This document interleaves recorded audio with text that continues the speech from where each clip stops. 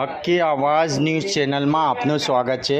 ડભોઈ તાલુકાના ભાવપુરા ગામે શ્રમજીવીઓએ વીજ થાંભલા ઉપર ચડી કામગીરી કરતા દરમિયાન કંપનીનો વીજ થાંભલો ઝૂકી જવાથી ઘટના સ્થળે એકનું મોત, જ્યારે 5 ઇસમો ઇજાગ્રસ્ત હાલતમાં સારવાર અર્થે હોસ્પિટલમાં ખસેડવામાં આવ્યા હતા, જેમાં સારવાર દરમિયાન 2 ઇસમોના મોત થયા હતા, જેમાં કુલ 3 ઇસમોએ જાન ગુમાવ્યા હતા।